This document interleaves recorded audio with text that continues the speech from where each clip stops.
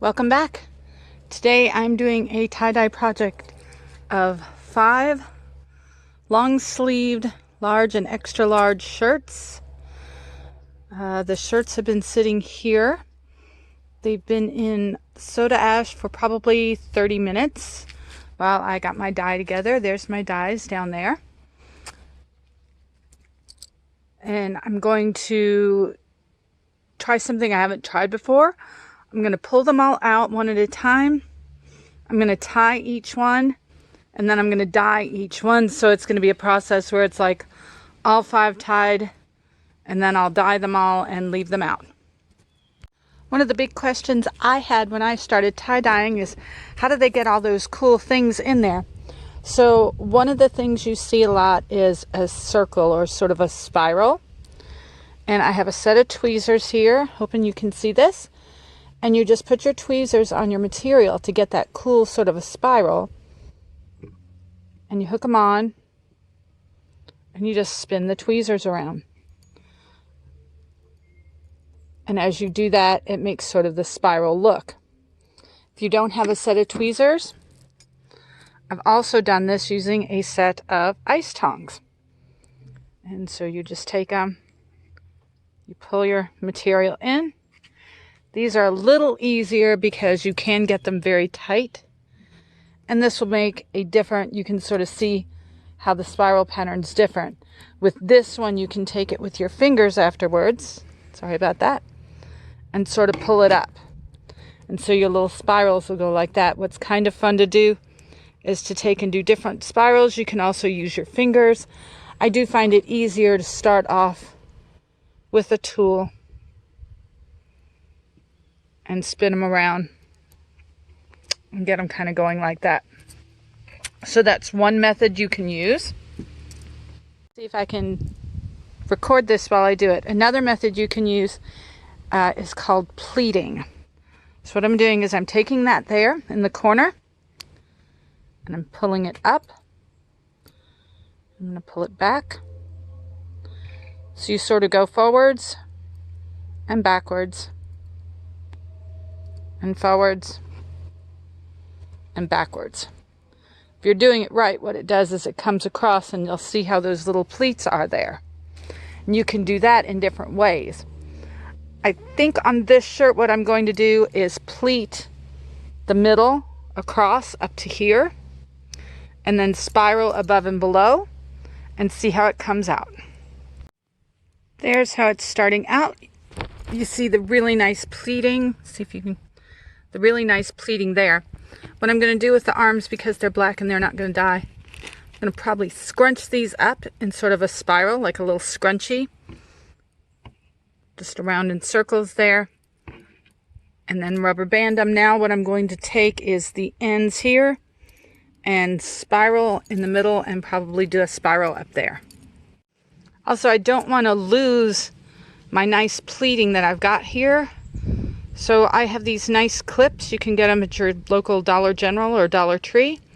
And I will hold my pleats in place with this until I'm ready to put my rubber bands on so that I don't lose the nice pleating work I've done.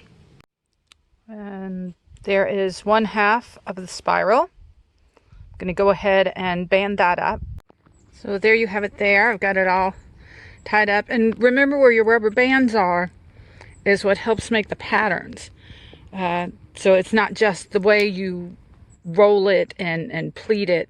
It's also these patterns here. So if I wanted to make like a cooler pattern, I might take, and I'm probably going to do that on another one and I'll show you, is take the rubber bands and spread them out more.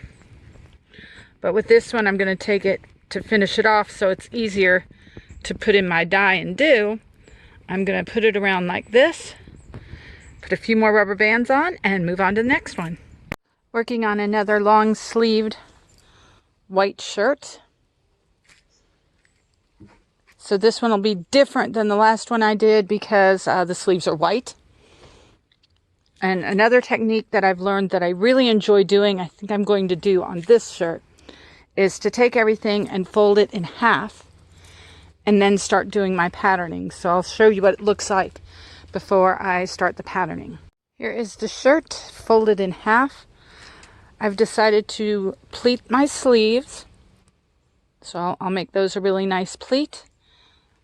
And I'm going to take the center here and do a spiral and spiral everything around. So it doesn't look really pretty. That's one side. That's the other side. When I dye them, I'm going to dye one side and then the other side as well. I'm going to do all the rest of the shirts and get them in the bin, and then I'll show you some of the dyeing. All 5 tied up. Time to start dyeing. There is that first shirt that I did with the black sleeves. I decided to do red and then orange, yellow, and sort of a pink with a little red over it on the way out. I did my best to do it the same on both sides. Putting this in the bag now. I'm going to leave them out in the sun. We get sun out here on the porch most of the day, so I'm going to put them in the sun, and I'm leaving them until Wednesday, so that's 48 hours. Shirt number 2. I did my best to keep both sides similar. I filled in with dark blue and green where the color might not have gone as well. So this will now go in a bag and go next to the other one.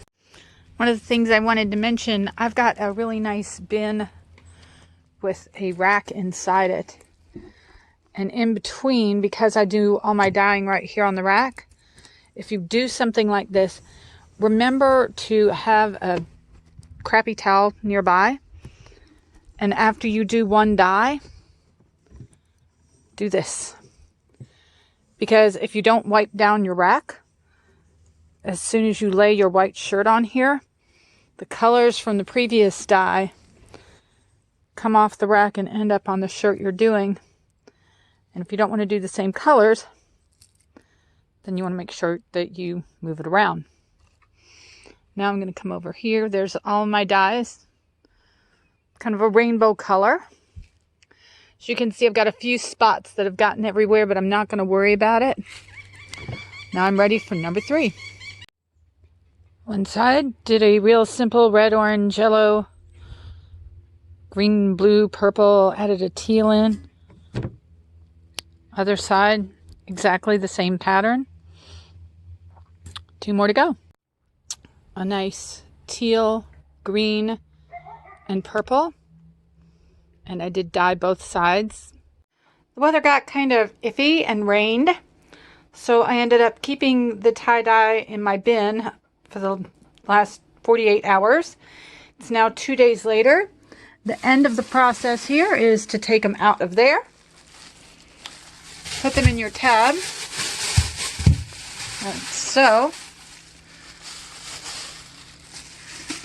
And we're going to rinse them in cold water with the bands on until they run clear. Then after I get each one to where they're running clear, they'll go in the washer on hot with some Dawn detergent, and then I will show you the final results. Here we are, the shirts are done. This is shirt number 1. I'm going to show them each individually so I can sort of lay them out. There's the first one. Overall, I'm really happy with the designs that came out. You can see a lot of the detail and the color. 2. Absolutely digging the way the spiral came out on this one. This was the one where I did all of the multiple rainbow colors. I did that, this was the pulling together method there. And that came out really well as well. Got a little spiral action, got everything going on in it. This was the one that was just blue, green, and purple, just the teals. Really nice. Look at that really nice spiral. So like starbursts up there in the corners. Really nice all the way across. All in all, I'm really excited with the way the project came out. And I'm looking forward to putting these out and selling them.